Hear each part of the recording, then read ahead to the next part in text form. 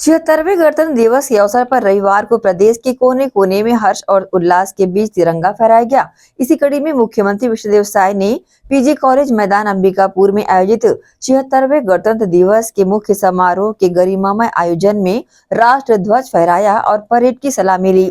मुख्यमंत्री साय ने गणतंत्र दिवस समारोह को संबोधित करते हुए कहा कि आज का दिन हम सब के लिए अत्यंत गौरवशाली दिन है। आज हम देश के गणतंत्र का उत्सव मना रहे हैं। उसके पीछे उन स्वतंत्रता संग्राम सेनानियों का बलिदान है जिन्होंने भारत को आजादी दिलाई। उन संविधान निर्माताओं का योगदान है जिन्होंने इस संविधान के माध्यम से भारत को दुनिया का सबसे बड़ा लोकतंत्र बनाया।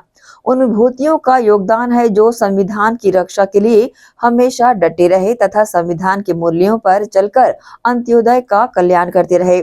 नक्सलवाद से लड़ते हुए देश की एकता और अखंडता के लिए अनेक जवानों ने अपना सर्वोच्च बलिदान दिया ताकि हम सुरक्षित रह सकें और समाज में शांति स्थापित हो सके। इन जवानों की शहादत को मैं शत शत नमन करता हूं। सभी को बहुत बहुत शुभकामनाएं। आज का दिन हम सबके लिए अत्यंत गौरवशाली है। आज हम देश के गणतंत्र का उत्सव मना रहे हैं। इसके पीछे उन स्वतंत्रता संग्राम सेनानियों का बलिदान है जिन्होंने भारत को स्वतंत्रता दिलाई। उन संविधान निर्माताओं का योगदान है जिन्होंने इस संविधान के माध्यम से भारत को दुनिया का सबसे बड़ा लोकतंत्र बनाया। उन विभूतियों का योगदान है जो संविधान की रक्षा के लिए हमेशा डटे रहे तथा संविधान के मूल्यों पर चलकर अंत्योदय का कल्याण करते रहे। नक्सलवाद से लड़ते हुए देश की एकता और अखंडता के लिए अनेक जवानों ने अपना सर्वोच्च बलिदान दिया ताकि हम सुरक्षित रह सकें और समाज में शांति स्थापित हो सके। इन जवानों की शहादत को मैं शत शत नमन करता हूं। भारत का संविधान एक पवित्र दस्तावेज है। यह वसुधैव कुटुंबकम की भावना से प्रेरित है। इसे एक ऐसे राष्ट्र के नागरिकों ने तैयार किया है जिनकी भावनाओं के मूल में विश्व बंधुत्व और मानव कल्याण की सोच है। हमारी आजादी की लड़ाई की सोच हमारे संविधान में पूरी तरह से झलकती है। बाबा साहेब डॉक्टर भीमराव अंबेडकर के नेतृत्व में जब हमारे छत्तीसगढ़ से संविधान निर्मात्री समिति के सदस्य संविधान तैयार कर रहे थे तब निश्चय ही उनके सामने बाबा गुरु घासीदास जी के समता मूलक संदेश, शहीद वीर नारायण सिंह जी के संघर्ष की गाथा और पंडित सुंदरलाल शर्मा जी का छुआछूत विरोधी संघर्ष जैसे आदर्श रहे होंगे।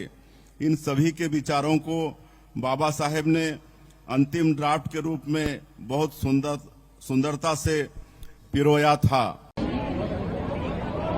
सबसे पहले समस्त छत्तीसगढ़ वासियों को 76वें गणतंत्र दिवस की बहुत बहुत बधाई, बहुत बहुत शुभकामनाएं।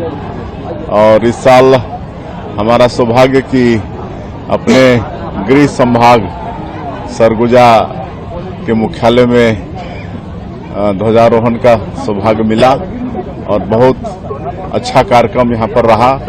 मैं जिला प्रशासन को बहुत बहुत धन्यवाद देना चाहूंगा और यहां पर जो विभिन्न क्षेत्रों में अच्छे काम किए हैं ऐसे अधिकारियों को भी पुरस्कृत किए हैं। और आज के इस अवसर में जो स्कूल के बच्चे सांस्कृतिक कार्यक्रम प्रस्तुत किए हैं उनको भी पुरस्कृत किए हैं और भी कई क्षेत्र में जो अच्छे काम किए हैं सबको पुरस्कृत किए हैं। उनको भी बहुत बहुत बधाई, शुभकामनाएं। उनके भी उज्जवल भविष्य की कामना करते हैं। बिल्कुल, हमारी सरकार को अभी 13 महीने हुए हैं और 13 महीने में नक्सलवाद के साथ बहुत मजबूती के साथ हमारी सरकार और हमारे सुरक्षा बल के जवान लड़ रहे हैं और जिसकी सर्वत्र प्रशंसा भी हो रही है। और हमारे देश के यशस्वी प्रधानमंत्री श्री नरेंद्र मोदी जी और देश के यशस्वी गृह मंत्री श्री अमित शाह जी का संकल्प है कि 31 मार्च 2026 तक इस देश से नक्सलवाद को समाप्त करना है।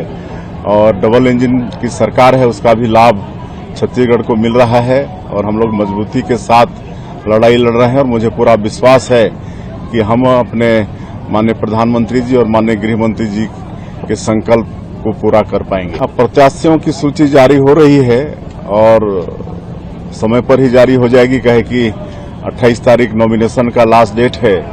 और जिस तरह से विधानसभा के चुनाव में, लोकसभा के चुनाव में और रायपुर दक्षिण विधानसभा का जो चुनाव था उसमें भारतीय जनता पार्टी को अभूतपूर्व सफलता मिली है, उसी तरह से नगरीय निकाय के चुनाव में भी और त्रिस्तरीय पंचायती राज के चुनाव में भी भारतीय जनता पार्टी को अच्छी सफलता मिलेगी।